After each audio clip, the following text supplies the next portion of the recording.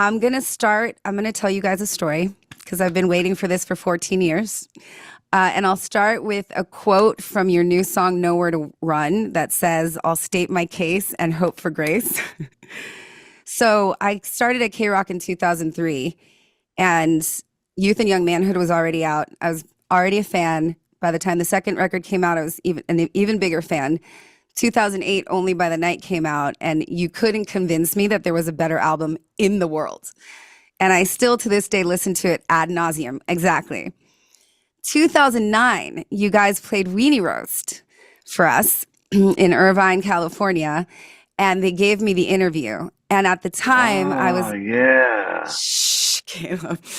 No, At the time, I remember that. at the time, I was much younger, and I was just freshly in the business and thinking like I was so cool and rock and roll, and I needed to be day drinking and wearing my aviators, and I was a fucking hot mess of a human being.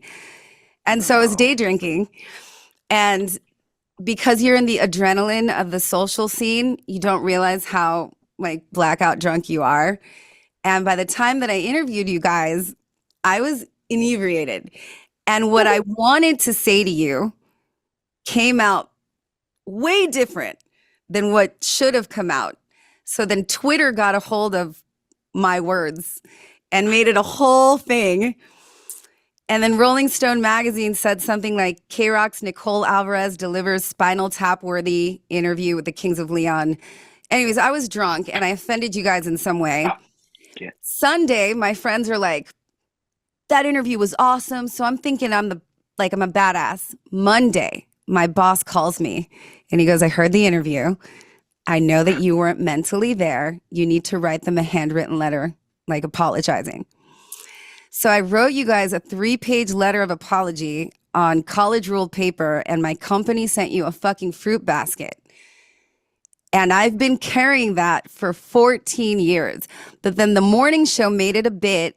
And everywhere I went that they introduced me, hey, this is Nicole. You're Nicole from KROQ. Dude, your interview with the Kings of Leon. Yikes. Because I messed up that bad. So I've been Oh I've got to waiting. man. watch it. We're the No, no, least no, no, no, no. judgmental people We don't ever. need to do that. We I don't need don't, to do I'm that. sure it was not bad, and we were Yeah. probably drunk too. Here's Yeah.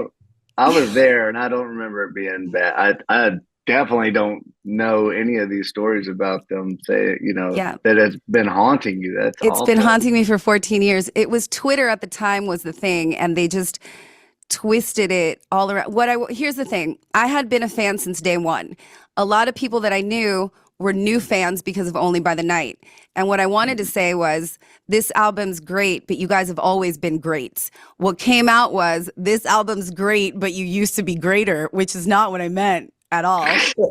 And so the internet took it and twisted it. And for 14 years, I've been just waiting for the day that I could apologize to you guys. No, I'm sorry that you've been carrying that. I'm a better version of No. myself. Oh man, me too. But like you said, I don't remember. We were probably right there with you. I mean, So that's kind of yeah. how it is at the beginning of this crazy ride, right? In the music business, you kind of buy into that at first. Were you guys big partiers? Yeah. Yeah, I think yeah, that was kind of part of the thing in the beginning, right? You kind of you had to tick all the boxes, I guess. But also I feel like that time back then, it was a lot crazier. Not just who all of us were collectively, but like I feel like there was I don't know, I feel like people just take care of themselves a little better these days. Yeah, But I it was agree. fun. It was fun while it lasted. It sure was. Would you guys consider this record a new beginning or a continuation of a story that you've been telling all along? I mean, I feel like it's always an evolution. So you're always going to kind of um, maybe try to say something that you feel like you either tried to say before, but it came out the wrong way, like you said, Yeah. or just kind of adding to that story. And musically, you're always developing your craft and getting better at it. So sometimes that can be a good thing, sometimes that can be a bad thing because sometimes you can the music can become more of a thing and then the song kind of gets lost. But I feel like for this album we did I did want to kind of go back to the old days where the the story of the song meant so much to me, you know. Let's talk about, I don't always focus on the title of an album, but I think this one is important because I know it has personal meaning to you. Can we please have fun? But I also think that you tapped into a certain energy. I think that specifically since the pandemic, with politics, with the news, with social media, I think people are in fight or flight mode these days.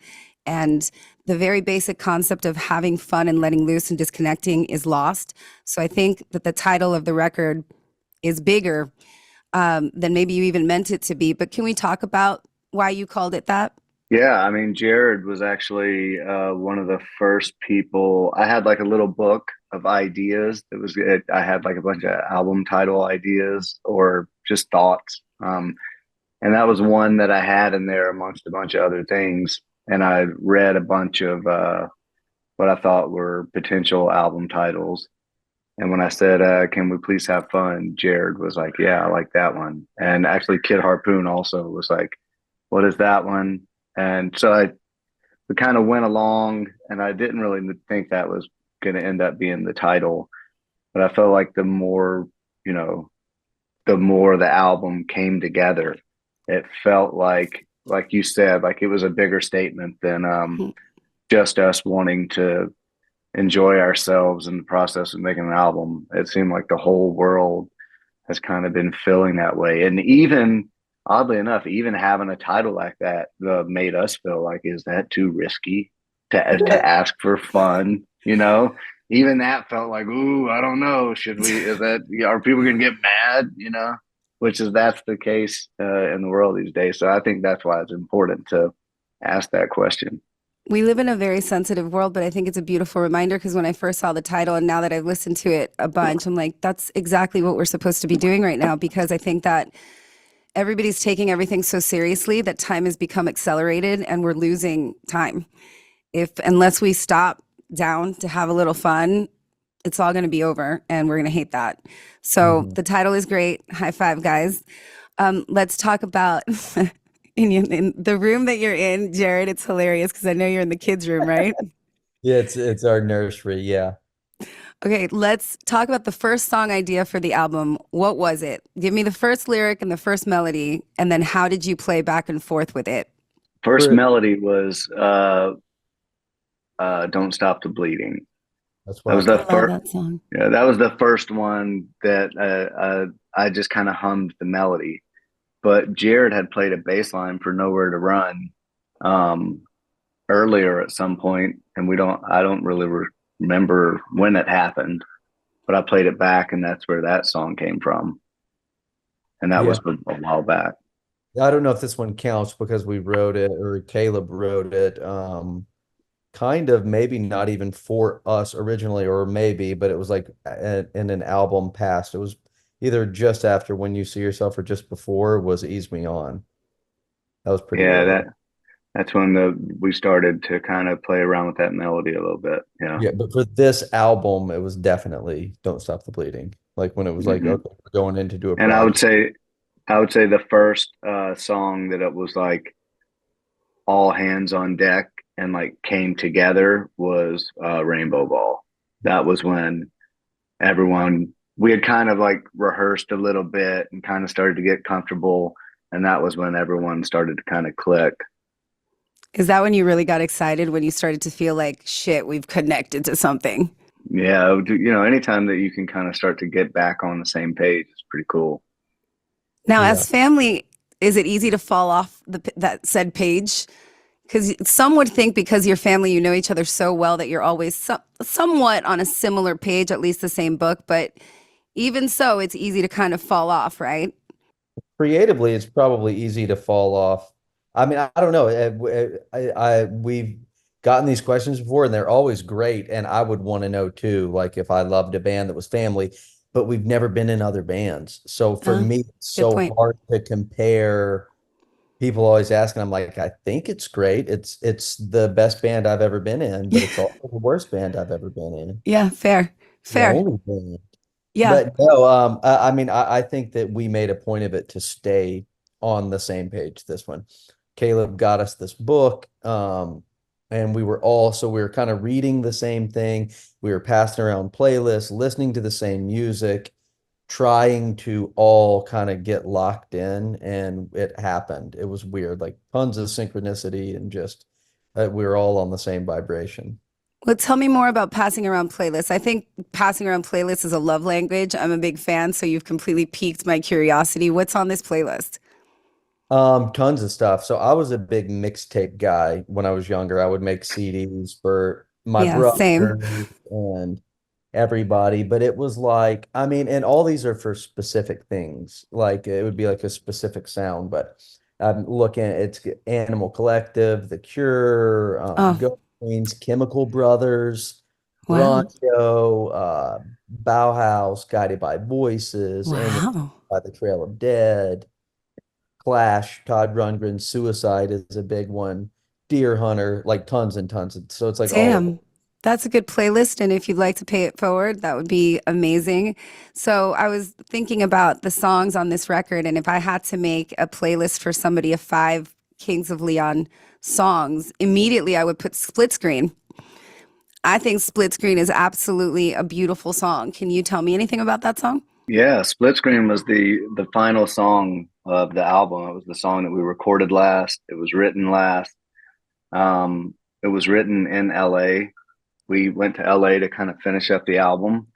Um, and kind of felt like I'd kind of been noodling with like this a little bit of a chord thing since we kind of got laid over in Liverpool, and we were at the John Lennon airport when I made the voice memo that ended up being the song, which is cool because it's labeled on the voice memo. It says John Lennon Airport, which is weird. But when we got to LA, it was one of those things where we kind of just we were going to record Ballerina Radio, and that was going to kind of put the bow on the album. That was it. But I was like, I kept coming back to this thing, and I was like, I want to do it. And so then when we were in the studio, um, I kind of pulled Kid to the side, and I was like, hey, I got this little idea, and I just kind of started playing the guitar part and singing a little melody, and Matthew like peeked his head in. And that's not always a good thing. When he did, I was like, oh boy, he's gonna hate this. And he was like the opposite. He was like, we got to record that. So that night I went home, wrote lyrics. We had rented a house that was like a lot more fragile than we had expected on the Airbnb. It looked like it was pretty sturdy, but everything in the house was like antiques. And my son's only 4 years old, so he was running around raising hell. And so, like the lyrics, I just kind of started writing about that. Set it down before you break it. This house ain't for children. Uh-huh. My room was in the basement, and that's where I would like work out. So doing jumping jacks in the bay. It was just a bunch of weird stuff that came together, and then but somehow it felt like a love song. This is really cute. So I think one of the best singer-songwriters currently on the planet is Zach Bryan. And like a few hours before your record came out at midnight, he posted on his Instagram stories a countdown to when the record would come out. Cut to a few stories later, he starts screenshotting all of your songs, and the first caption is "Let's fucking go." And by the time he gets to Split Screen in his story, he's like, "Are you fucking kidding me?" And it was so cool to see somebody that I admire so much love this new album from other people that I admire so much. Does that mean anything to you guys? Because you have the Grammys, the tours, the accolades, the success, but getting recognition from your peers seems pretty cool. Yeah, that's amazing. Jared actually knows Zach a little bit. So Jared introduced me to Zach, but Jared, you go ahead. No, it means everything. He's the best. He's like one of the sweetest guys. Hell of a songwriter. Incredible. Like I thought he was going to come in and like country was just going to change. And he's different. He's more progressive than just country. And like you said, you can have everything in the world, but having respect is number one. It's more than Grammys. It's more than, anything. You guys come from very humble beginnings, as I've read your story many times, and one could look at you and say that you have it all. What is the one thing that you are most grateful for here and now as these adult versions of yourself that have learned many, many lessons through the years? Sleep. That's a, you know what's funny? I used to do that stupid thing in your youth when you're like, oh, sleep when I'm dead. What an asshole. I love sleep and you need it to survive. And now I can't get enough of it and it's all I want. So sleep is a good one. I feel like we all feel really, really lucky right now. The fact that we're still making music and people still care and still like it, and we have beautiful families. I don't know. It just feels like a really good time to, I don't know, be us. It's awesome. Yeah, last night we played a concert, and it was local. It was like in a barn. It was really cool, but it was only like a few hundred people, kind of an intimate affair. I mean, people could see it on TV, but it was Yeah. intimate to us. Um, but like while we're like performing, and I was like looking around the room, and like so many familiar faces from throughout our career. Like there were people that was there from the very beginning, and then there were our children up there singing the song. So it was like this whole full circle thing that was like, um, it was just pretty special. And to think of, to me, at times it feels like we just started. Um, but then times like that, you go like, oh yeah, we've been doing this for a little while. And people were singing songs from the new record like they had been out for 20 years. I mean, like screaming the words back to us. And I was like, man, that's like something that if you're lucky, you get to feel that as a young band, to have people interested in your music and passionate about it, and they'll scream it. And for people to be doing that, it's like, it does make me feel like we have a chance to be around for a long time if we want to. I mean, you have a lifetime's worth of those songs. So congratulations. Thank you for forgiving me. I really appreciate it.